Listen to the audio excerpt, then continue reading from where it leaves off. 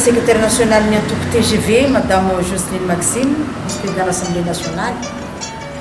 Ato ankaviako ato président de parany TGV eto amin'ny districtny Mosibe.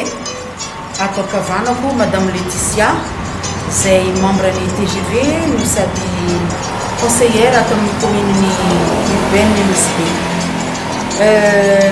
Iarahantsika malala ny haretiny pandémie zay nandalo amintsika eto Madagasikara ka misy raha hely zegny zay atolotry ny antoko TGV. Iarahantsika malala fa mijoro ary amin'ny rafitry ny TGV eto Mosibe ka misy raha hely zegny ndesinay eto atolotry tsika ny tanoratsika zay angala examen BPC ndraiky bac. Ke misy cours gratuit zegny zay organisenay zegny eto ke magnentaka ny tsaiky zanakatsika amin'ny tokantranotsika hany zay en classe d'examen, classe de 3e ndraiky classe de terminale.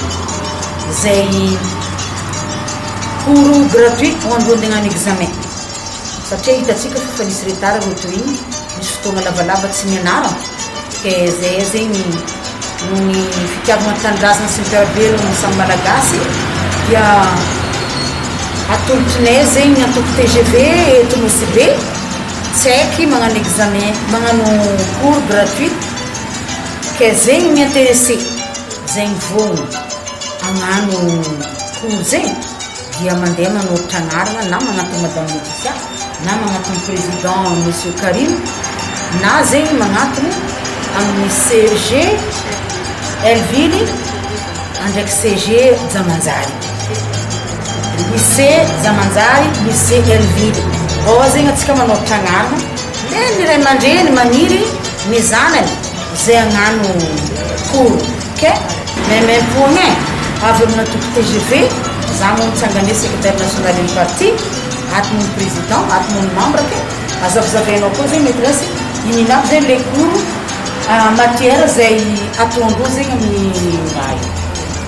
Misaotra voalohany misaotra madame la présidente de l'Assemblée nationale zay natsapa antony lafiny fampianarana fa elaela mariny foana na ity misy trouel un mois zegny ny lafiny fampianarana.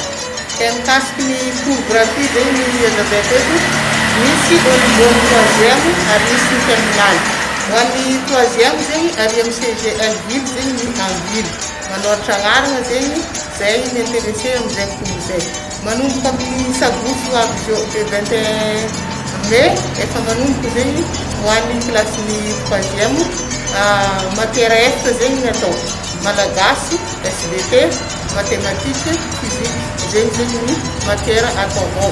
Exercice de révision zegny no atao pendant 2 mois zegny jusqu'à bien ny examen.